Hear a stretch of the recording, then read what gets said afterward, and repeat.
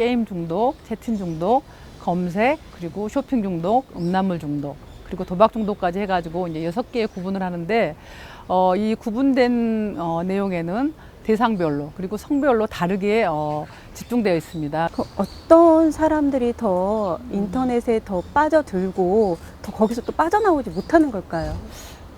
개개인별로의 이런 특징들은 있는데요. 조금 네네. 더 깊이 들어가면 대인관계의 어려움을 갖는 친구들, 그리고 또 그 불안이나 우울을 또 경험했다든지, 그리고 어떤 사회적인 그 역할이 부과됐을 때 그 역할을 적절하게 수용하는 능력이 좀 떨어질 때, 그래가지고 전체적으로 보면 사회적 기능을 하는데 약간의 무리가 있다고 스스로 판단한 사람들이 현실 회피의 하나 방법으로 인터넷을 찾는 것 같습니다.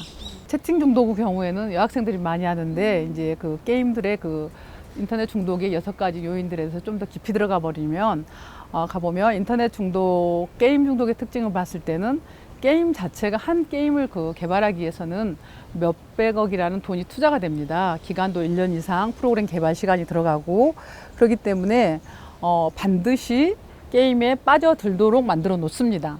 게임으로 그 안에서 폭력성이나 이런 부분들이 이제 내재되어 있다가 현실에서 이렇게 무슨 툭 건든다든지 이렇게 조그만 자극이 왔을 때 인터넷 안에서 이루어지는 그런 폭력적인 증상을 바로 나타내는 거예요. 이 얘는 참 무서운 건데요. 여기 보면은 2007년에 일어났었죠. 이거 버지니아 공대생. 네네네. 이 친구도 마찬가지로 카운터 스트라이크라는 그 게임을 아주 열심히 했대요. 그래서 이제 거기에서 열심히 연습했던 것을 실전에서 이제 총을 한번 이제 써서 이렇게 그 광적으로 이제 즐긴 결과를 이렇게 나타낸 경우도 있고요. 그래서 인터넷 중독이 사실은 게임 중독도 이렇게 무섭습니다. 채팅 중독의 특징입니다. 그래서 이 채팅은 어감에서 보다시피 여학생들이 굉장히 많이 해요. 물론 성인 여성도 하지만 특히 중고등학생들이 많이 하게 되는데, 이제 여기에 굉장히 위험한 게 채팅을 통해서 일회성 만남을 즐깁니다. 그래서 그 중고등학생의 경우 채팅을 통해서 원조계제라든지 또 그 성인 만남을 통해서 필요한 것을 얻는 경우도 있더라고요. 그래서 아주 심한 경우는 그렇게 조건 만남을 통해서 뭐 캐시를 얻기 위해서 조건 만남을 한다든지, 또는 인터넷에서 그 PC방을 가야 되는데 돈이 없을 때, 이럴 때 채팅에서 자기들이 만난 사람을 통해서 돈을 받고 이런 만남을 하는 경우도 봤습니다. 단순한 채팅 네. 중독이다 했을 때 그냥 그 1차적인 문제가 아니라 2차, 네. 3차 네, 지금 문제가 그렇습니다. 점점 더 커지고 있네요. 네, 그렇죠. 채팅에서 그런 사회 범죄로까지 발전할 수가 있기 때문에 청소년의 경우는 특히 부모님들께서 채팅에서 만나는 대상자가 누구고 또 주로 어떤 내용을 하는지 이런 얘기를 할 수 있도록 부모 자녀 간에 이런 그 우호적인 관계를 유지해야 됩니다. 그래서 부모님과 또 청소년 자녀는 별개다, 인정한다. 그리고 뭐 독립성을 인정한다 하지만은 사실은 그 청소년들은 성장기에 있지 성인이 아니거든요. 네, 그리고 네, 네. 뇌의 발달 역시 아주 미완성으로 발달 과정이 있기 때문에 적절한 자유도 중요하지만 그 아이들이 그 부모라는 입장에서는 아이들의 그런 내면이나 이런 부분들을 함께 공유할 수 있도록 이런 부분들의 노력이 필요할 것 같습니다. 검색 중독의 특징이 있는데 아마 직장인들이 사실 또 위험할 수도 있어요. 여기 대부분 컴퓨터 켜면 네. 뉴스 검색이라든지 네네. 또 뭐 여러 가지 필요한 걸 보게 돼요. 근데 사실 인터넷을 통해서 습득된 자료들은 굉장히 방대한 양으로 넓습니다. 그러나 전문적으로 깊이 들어갔을 때는 사실 5분도 안 돼서 그 정보의 한계가 나타납니다. 그런데 그런 뭐 연예 뉴스라든지 뭐 이런 것들, 어떤 특정 뉴스에 대해서 본인의 그런 그 정보를 많이 알고 있는 것처럼 스스로도 자기 자신에 대해서 오해를 하는 경우도 있어요. 아, 네네. 네. 근데 저도 좀 그랬던 것 같아서 좀 찔리는데요. 음란물 중독이 나오는데요. 생각보다 이 중독은 많지는 않지만 중독이 빠진 경우는 빠져나오기 어렵습니다. 그래서 어떤 사례들을 보면은 특히 이제 남성들이 많지만 최신 버전을 몽땅 다 구입을 해서 그 쌓아놓는 분들도 계세요. 그리고 또 중고등학생들도 마찬가지지만 하루에 한두 편 이상을 안 보면 안 되는 아이들도 있어요. 음란물 중독이 된 사람들은 그 사이트가 있어요. 그래서 빠져나올 수 없게끔 조직화되어 있어서 빈번하게 이루어지는 거 볼 수 있었습니다. 그래서 이런 그 학생 자녀들이 빠지 않도록 그 부모님들의 그런 그 주의가 필요하고, 특히 여학생이나 남학생 구분이 없다는 거 지금은. 그래서 그 아들 키운 부모님들은 조금 더 안심한 부분이 있었겠지만 사실은 그렇지 않다는 것을 다시 말씀드리고, 이런 그 인터넷을 통한 왜곡된 성의식이라든지 또 성비행이 원인이 될 수 있기 때문에 훨씬 더 주의를 해야 될 것 같습니다.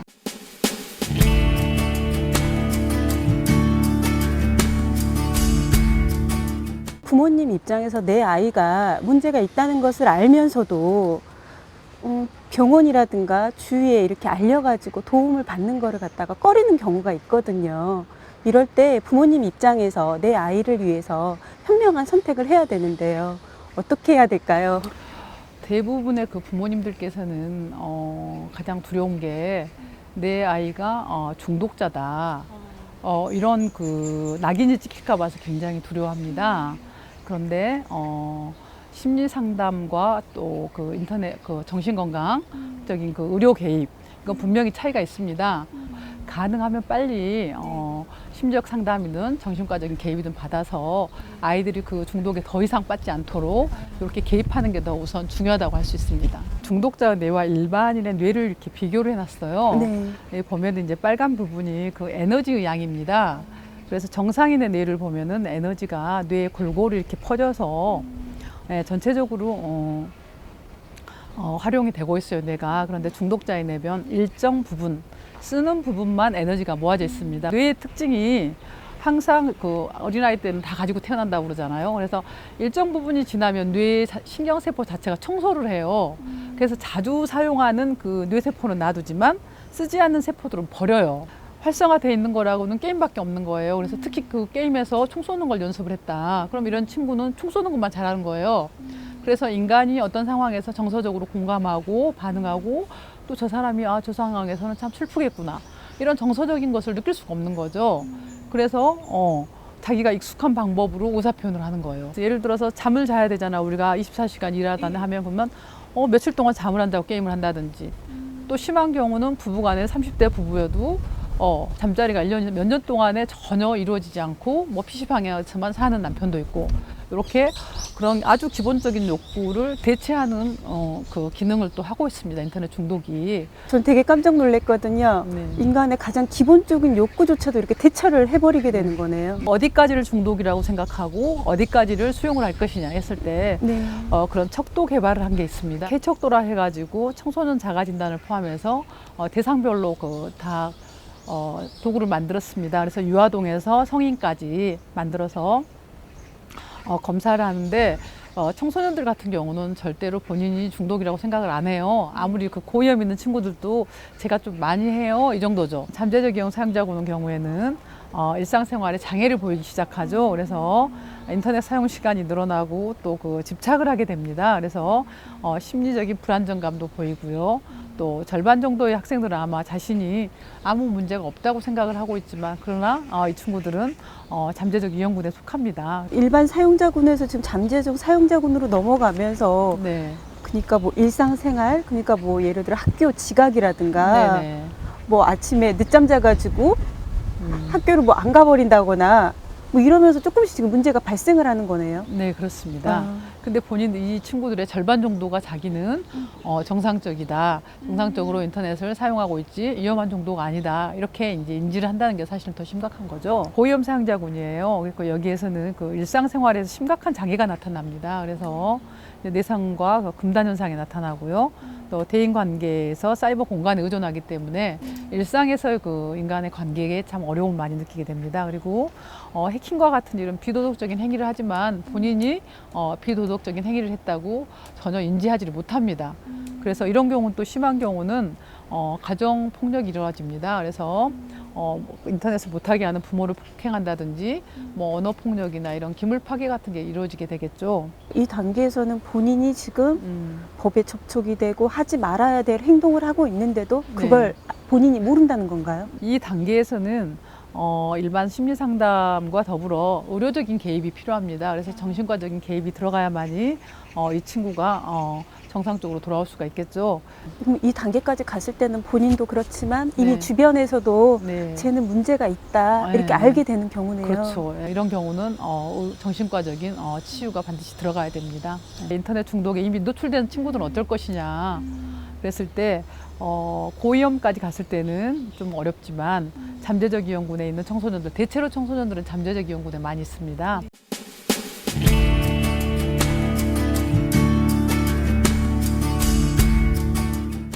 이런 경우는 이제 우리가 그 드림 기법이라 해서 앞에 약자를 따서 만든 이제 기법을 가정에서도 쓰면 됩니다. 부모님들께서.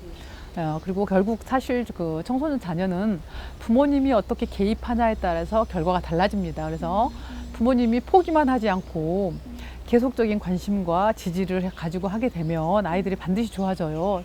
5가지 단계에서 첫 번째가 위험 인지입니다. 그래서 대인조의 첫 자를 따서 D라고 이제 표시가 돼 있는데 그 자신이 인터넷에 빠졌다는 거죠. 내가 지금 인터넷을 많이 하고 있구나. 또 빠져서 중독이 되면 어떻게 되냐. 그래서 이 위험을 인지하게 되는 거예요. 그러면 이 위험하게 만드는 환경적인 요소라든지 나한테 뭐가 있냐. 이제 이걸 자기 탐색이 이루어지는 거죠. 위험을 인지하고 나면은 그 다음에 이제 돌아가는 거예요. 인터넷에 빠지기 전의 단계로 돌아가는 거죠.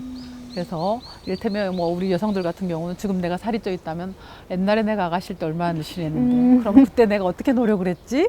또 뭐 남성들 같은 경우는 내가 옛날에 20대 때 젊어서 운동을 했더니 이렇게 몸이 좋았는데 지금은 이런 아저씨가 됐네 했을 때 그럼 과거에 내가 어떤 모습이었지? 그래서 아주 그 긍정적인 상황으로 돌아갈 수 있도록 자기의 그 리턴을 하는 거죠. 그래서 이제 옛날 그 정말 그 좋았던 긍정적인 경험을 했던 그 기억으로 가게 됩니다. 그래서 특히 청소년들과는 꿈하고 이런 중독하고 아주 굉장히 부적 상관이 높으니까 이 자녀들의 꿈을 이제 다시 한번 일깨워주는 거예요. 그러니까 아이가 인터넷에 빠져들기 전에 네. 얼마나 아이가 좋아했던 게 무엇이었는지, 그렇죠. 꿈은 무엇이었는지 네네. 이걸 좀 도와주면 되겠네요. 네. 그런 긍정적인 피드백을 받았을 때 특히 그 청소년 같은 경우는 초등학교 때는 대체로 엄친아였어요, 애들이.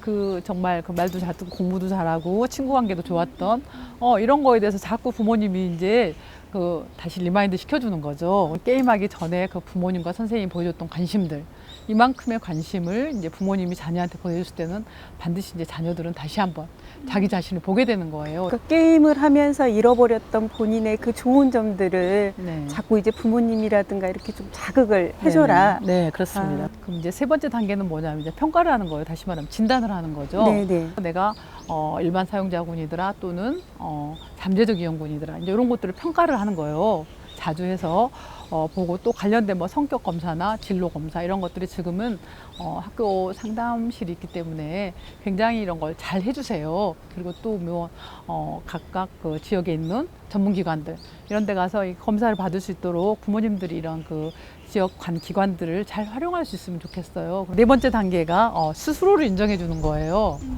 그래 나는 할 수 있어. 그래서 굉장히 합리적인 신념으로 바꿔주는 거죠. 비합리적인 신념을 사고 자체를 바꾸고 사고가 바꿔지면 행동이 바꿔지기 때문에 자기 자신이 얼마나 괜찮은 사람인지 자기 자신한테 말을 해주고 또 부모님들이 얘기를 해주는 거예요. 칭찬과 격려를 해주면 자기 자신이 정말 괜찮은 사람이 되는 거예요. 이렇게 해서 자기 자신에 대해서 인정을 해주고 그 인정을 청소년한테는 부모가 해주고 성인은 스스로도 할 수 있고 또 배우자가 할 수 있고 그래서 가족 전체가 서로한테 해주면 정말 얼마나 멋진 관계가 되겠어요. 그래서 이렇게 됨으로써 관계까지 또 개선이 되겠죠. 이런 단계를 거치고만 하면 5번째 단계에서 기적이 일어나는 거예요. 그래서 정말 내가 이렇게 인터넷 사용을 조절할 수 있구나. 나는 내 인생을 내 스스로 조절 가능하고 내가 계획할 수 있다는 자기 자신에 대해서 자존감이 높아지는 거예요. 저도 그러는데 인터넷 사용과 관련해가지고 집에서 부모님하고 이렇게 자녀하고 이렇게 많이 싸우는 경우가 있어요. 어떻게 하는 것이 부모님이 집에서 아이들을 훈육하는데 도움이 될까요? 유아동은 집에서 인터넷을 사용하게 하는 거예요. 그러면 또 그 부모님이 반드시 애기들이 인터넷 사용하는 거에 대한 시간을 약속하고 그 약속 시간을 또 점검을 하게 되는 거죠. 그러니까 이게 왜 그러냐면 이 아이들이 PC방에 갔을 때는 담배라든지 흡연 문제 또 그리고 거기 있는 부정적인 그 뭐 형들의 그런 그 성인들의 뭐 어떤 그 환경적인 그 화면이나 또는 욕설 이런 것들을 배울 수 있기 때문에 가능하면 집에서 할 수 있고 또 초등 정도의 학생들은 부모님들이 힘을 가지고 양육을 할 수 있을 정도로 이게 힘이 되거든요. 그래서 그런 아이들과의 사용 시간에 대한 규칙 그래서 이 규칙에 대해서 정확하게 상벌을 주어졌을 때 이랬을 때는 인터넷 사용 조절이 가능합니다. 인터넷 중독이 다른 중독하고의 차이점은 무엇이 있을까요? 인터넷 중독의 특징이라면 도박 중독이나 약물, 그다음에 뭐 이런 중독들은 반드시 끊어야 됩니다. 네. 네, 그런데 인터넷 중독은 중독이라 하기 전에 인터넷은 우리 사회에 반드시 필요한 필수적인 기능을 하고 있습니다. 그렇기 때문에 이 인터넷 중독만큼은 조절 기능의 향상이에요. 그래서 어느 순간에 인터넷을 안 한다는 건 사회적 기능을 안 한다는 거게 되거든요. 그래서 조절할 수 있는 능력이 길러주는 거예요. 그러니까 다른 중독들은, 여타의 다른 중독들은 끊어야 된다. 네. 하지 말아라 하면 되지만 인터넷은 안 하고는 현대 사회를 살 수가 없기 때문에 조절을 해야 된다. 네, 알겠습니다. 조절 기능의 방법 중에 하나로 인터넷 예방 프로그램에서 인터넷 휴요일이 또 있어 프로그램을 한번 소개한 적이 있어요. 그래서 본인이 이제 아주 많이 한 친구들이 갑자기 끊으면 금단 증상 때문에 사실 더 어렵습니다. 그랬을 때는 월요일부터 일요일 사이에 일주일간에 본인이 이날은 반드시 인터넷을 안 하겠다. 이렇게 해가지고 그 휴요일을 또 그렇게 만들기도 해요. 그래서 이제 상담회에서도 적용하기도 하는데 일반적으로 가정에서도 사실 이 방법들을 초등학생 같은 경우나 뭐 청소년들 적용해 보면 좀 도움이 될 것 같습니다. 그래서 하루 정도는 쉬어주는 거 이런 방법들도 제기되고 있습니다. 오늘 이렇게 지금 강의를 열정적으로 해주셨는데 마지막으로 센터장님 인터넷 중독 어떻게 이렇게 사용을 하면 좋을지 뭐 정리를 좀 한번 해주시죠. 네. 그래서 제가 오늘 그 인터넷 중독의 위험을 얘기하는 데 있어서 주 대상이 이제 성인보다도 사실은 청소년에 또 포커스가 맞춰져 있습니다. 왜냐하면 청소년의 그 인터넷 사용 습관은 성인기까지 이어지기 때문에 이 습관 자체가 중요한데 이 인터넷 사용 습관, 청소년의 사용 습관은 스스로 길러지는 게 아니라 부모의 도움, 그 다음에 학교 선생님의 도움, 이런 부분 외부 그런 보호자들의 도움이 필요하기 때문에 아이의 그런 인터넷 중독의 지각도 인지 능력도 중요하지만 부모님들이 이 위험을 인지하시고 환경적인 개입을 좀 더 해주시고 또 관계를 항상 그 우호적인 관계로 가져갈 수 있도록 노력을 하시면 자녀들이 인터넷 중독에 빠지지 않고 적절하게 잘 사용할 것이라고 생각하고 있습니다. 네, 저는 오늘 이렇게 이제 인터넷과 관련된 강의를 쭉 듣고 나서 생각나는 말이 있는데요. 예전에 이런 말이 있습니다. 넘치는 것은 부족한 만만 못하다라는 말이 생각이 나는데요. 인터넷 사용 조절에 있어서 특히 그 말이 와닿는 것 같습니다. 특히 인터넷은 우리의 생활을 편리하게 해주는 도구이지 목적은 아니라는 것을 느꼈고요.